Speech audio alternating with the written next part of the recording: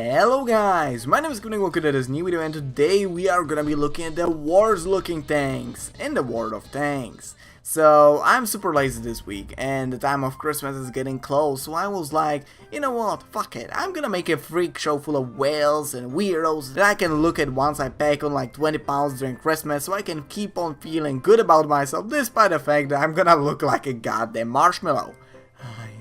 I just love wearing white clothing. I can still shake that excess weight up though, thanks to some extra thick pics of the T95s, as I've said while making my previous video. Either way, all of us have our own favorite tanks, but have you ever thought about why you like it exactly? Is it because of its strength, the speed, the gun, the armor, or is it because you can become a Donald Trump for the duration of the game? Oh, I know, you like it because it's the color hosting gun. Well, whatever is the reason you picked your own favorite tank, mine was just for that ass. You see, I was playing some shitty low tier, but then I got my first tier 7 and I was like, that ass too thick. And since then I love the JP.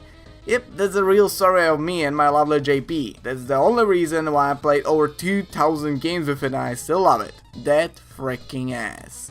Anyway, there is one thing why people might like a certain tank that I still forgot to mention so far. The gameplay. Alright, let's not talk about that. I meant to say, the looks. I know a lot of people that put looks above everything. It may be a tier 8 slug tank with 192 penetration on its gun, but hey, as long as it looks good, they are fine with it, and they do not care how weak it is. But on the other hand, you got people that love the bad looking tanks, for some reason. They literally search for them, don't know why they do it, don't know since when they do it, but I know one thing for sure, keep the fuck away from them. Still though, let's start this list with the almighty talk. The hot dog, the submarine, the school bus, the whatever you wanna call it. This thing is so long and memey that it should make every single one of my videos that include it R-rated. By the way, that T95A video that I've been talking about being hopefully not demonetized, and actually is rather close to being demonetized. But now back to the hot dog. This thing became a literal meme over the years thanks to its, well, looks I guess? Huh. Oh no, no. And the fact that it's a little XP buffet to the enemy team with its 1400 hit points at just the tier 6. It even has a little tiny window on the side to sell overpriced British kebabs. Oh, and I forgot to mention that it has no armor at all, making it that much easier to juice out. The gun is rather mediocre, not all that accurate, but it can pew pew really fast, sadly with only 150 alpha damage. However, I knew that the length of this thing is gonna indicate something. This tank has 171 penetration, which is remarkably high for its tier. And lastly, its speed, which is a meme by itself. You see, this thing is one of the fastest tanks in the entire game. It even has 2 rockets on top of it, increasing its top speed by an amazing 0.2 kilometers per hour. And plus that, it is giving it a groundbreaking top speed of 14 kilometers per hour. And don't you worry about topping it so quickly, as your horsepower ton ratio is actually just 7.38. But I must point out that this tank has a serious reason for it looking so weird. Actually, most of the tanks on this list got something, but still, the dog is looking like a freaking submarine because it actually had to be one. Back in the days of the World War II, the Great Britain was locked away from the other countries by, well, the sea. Which meant that the only way they could reliably attack Germany was either by using boats or planes. The infantry was insanely costly to transport over the English Channel, not to mention that the Germany's coastal defenses had to be breached first by either tanks or aircraft. And guess what? It was close to impossible to transport tanks by boats. So Britain made a rather expected innovation: underwater hot dogs, with the almighty hot dog leading the charge. Yep, the long story short, the dog was a tank designed to submerge underwater and drive all the way to the French coast. Not all that bad of a tank, I'd say. It just had one little flaw: the mouse could swim as well. The second tank on this list is gonna be nothing else than the Renault UE57, and this thing is just ridiculous. Nothing else to add, probably apart from the fact that it is the smallest tank in the entire game. Actually, not just in the game, but in real life as well, where it is one of the smallest vehicles ever to be classified as a tank. This tank is just 1 meter and 25 centimeters high, which is just laughable, and it is 2.8 meters long, 1.74 wide, and it weighs just 2.64 tons. It is in fact so small that it couldn't fire while moving, as the crew had to be standing behind it in order to use the gun, which by the way was mostly a 7.5 millimeter machine gun. 7.5 millimeter, not centimeter, millimeter. Its main armament was a little infantry gun. That's how small it was. In the game, this would be just unusable, so it was given a 6-pounder, which in reality would flip the tank once fired at best. Just look at how huge it is in comparison to the rest of the tank, and it's just a bit less than 6 centimeters thick. Oh, and do you know what these little colors things are looking like tits at the top of the tank are for? They are for the crew members. Why exactly? Well, while driving this tank, the 2 crew members couldn't be positioned outside of it because it could possibly overweigh the part of the tank, so they had to go inside. But inside, the tank was so tiny and cramped that they had to create these things called calottes just so the crew members can fit their heads inside of the tank. That's just how ridiculously tiny this tank was, and the worst part about it, more than 5,000 of them were created. Thankfully, they were mostly just for ammunition and weapon transport, and haven't had any weapons equipped themselves. In the game, this tank has a pretty neat fast-firing gun with a great penetration. It moves really freaking fast for a fact that it's a TD and has absolutely no armor. In fact, it even has just 150 hit points. That's something you may see on artilleries around this tier. Thankfully, it has good camo and it is a super difficult target to hit thanks to its sheer size and the inaccuracy of low-tier guns. The third tank is gonna be the Su-41 and the S-51, both looking equally as terrific. While the Su looks like a motherfucking train, the S-51 looks like some of mine creations in Crossout that were somehow very effective. But now back to our lovely RTs. Both of them were known as dirt wagons of this game thanks to their ridiculous one-shotting potential with their 1850 alpha damage. Well, that was until they got nerfed. But why do they look so fucking retarded? Simple. Vodka.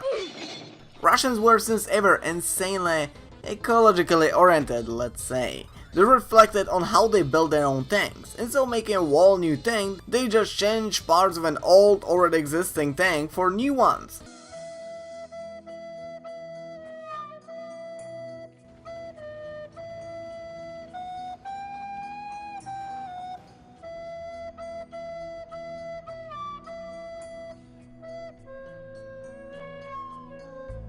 This way they could just pick up scraps that were left on a battlefield behind their steam-rolling front line and make new tanks out of it. Why? For the help of our planet, obviously. The Su is literally built out of T-35, which was already built out of the T-28. They just removed the extra turrets as they were useless and put an enormous 203mm gun on top of it. Later on it was changed for the 152mm gun, which was thought to be more effective. Totally not just the fact that it was cheaper to fire. This tank never entered mass production. The gun was removed and the hull was used as a train wagon. The S-51 on the other hand was built on the KV-1 chassis, but once again they put the 203mm gun on top of it. Russians got something for the big fake guns. Only one tank was built and actually was used in the war, but never entered mass production. Everything else about this tank is probably hidden somewhere in this blob of tags about KVs that I'm too lazy to read. But hey, you can at least see how ahead of time Russians were with their recycling methods. Also, the KV-8 included a flamethrower to raise the morale by throwing down a cool ass barbecue party. The fourth tank is gonna be the Toaster. Why? Because hentai rules with its 194 penetration. It's like a box of tentacles, sadly without the tentacles, but on the other hand, now you can at least paint that thing to be a bit closer to your imagination. But still, this Minecraft looking ass motherfucker looks the way it does because it is not actually a tank. It is literally an anti-aircraft gun on tracks. Well, it actually wasn't like this in the reality, not always. In real life, so in the World War II, it had to be the most versatile vehicle to be ever built, since it was meant to be a tank destroyer, infantry support tanks, transportation vehicle, self-propelled gun, AA vehicle, and a breakfast maker. harsh conditions forced German engineers into making a tank that would fit virtually any role, especially the secondary roles such as transport, since the humongous Hitler's machines couldn't transport mere mortals. So they made a tank that could become anything just by changing a thing mounted on top of it. Gun for a cannon, cannon for turret, turret for machine guns for heaters. Whatever the task may be, this tank could do it. But I got my own favorite thing about it. Thing that hasn't been yet included in a game. This tank has a freaking siege mode. Wargaming, please. If this comes into the game, I will become the happiest person alive. Swedes can have their own siege mode, but Toaster can spread his warmth over a 360-degree angle. I got bullshit on that, but whatever. This tank has two guns, first one with 24 degrees traverse angle, also what the fuck is that, which is a bit less accurate and a bit less rapey, and the second one with more accuracy and more rapiness but only 5-degree traverse angle. The speed of this tank is rather great, 60 km per hour top speed and 15 horsepower ton ratio. Oh yeah, drive-by rapes. The armor is however not so great, so we're gonna get raped quite often at this tier, especially by the Swedes, ironically. All of this makes the Toaster toast, makes the flag boss all flaggy and allows it to be a complete dildo. Did I actually forget to mention it can elevate its gun up to 90 freaking degrees? Cause hell yeah it can. Also, do you know what is the car device? This fucking thing. But now to the fifth and the last tank on this list, the Aero B49. This potato of a tank that you can't even tell which way it's looking, which is also considered to be an assault gun, has quite a weird backstory. I think that you can figure it out from its classification. It has never entered mass production, yet still had 72 produced units. But guess what? None of them were actually combat ready, since the occupation of France has already begun before they could be actually equipped with actual guns. But instead of just letting the Germans take those tanks, the French safely raised the white flag and went to Monaco, where they hid these tanks in a tunnel for basically the rest of the war. These tanks actually spent so much time in Monaco that some actually start considering them as the only Monacan tank in history. Just kidding, but fun story nonetheless. Now, the most primary reason why this tank looks so freaking ridiculous is the fact that it was built out of the B1. Which brings me to one thing, and that is the fact that the Frenchies were probably as ecological as the Russians. You know why? They put the B1 into fucking everything. Heavy tanks? Check. Medium tanks? Check. TDs? Check. Even RTs. I'm just surprised they didn't make any light tank B1s. So though, B1 hull is not really the problem. The problem is this fucking Penetrator 3000, which is a gun that's actually longer than the tank itself. Also, the other non-functional gun has cute little puppy ears. Aww. But this gun surely doesn't have what you'd expect from its length, as it has the worst DPM and the worst wait, what? Alright, guess the heat rounds this gun doesn't even have are pretty shit.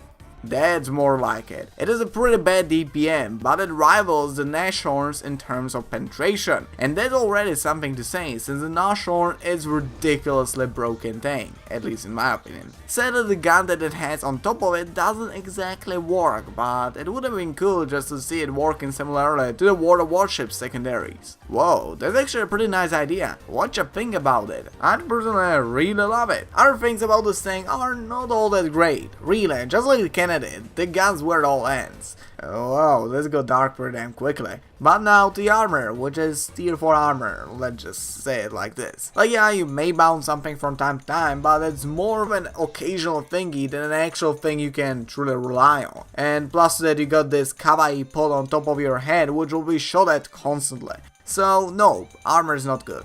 The speed is actually quite decent. 16 horsepower ton ratio allows you to quickly achieve your top speed of 42 km per hour. But that's pretty much the end of it. The top speed as well is not exactly the highest, so I wouldn't say that this thing is fast, despite the fact that it definitely has above the average horsepower ton ratio. But this is truly the end of the thing. Oh no, this is not the end of things towards this thing. Because I've got to point out one other thing that is actually pretty damn good about it, and that is the above average view range of 350 meters. But that's truly all I've got to say about this thing, so yeah. just at the end of the song. Nice. Anyways, this is gonna be the end of this video. Hope you enjoyed the video. Give it a like if you didn't know, like, comment, subscribe. You know how it goes. You can like, you can subscribe, you can comment just to help me create more videos. It doesn't really help me, but it will still motivate me into making more videos, because I'll see that you like this kind of a video, so I'll make more of them. It doesn't really help me. Actually, it helps me because, you know, it will motivate me and I'll make more videos. Whatever. Hope you had a great Christmas and see you next time. Bye.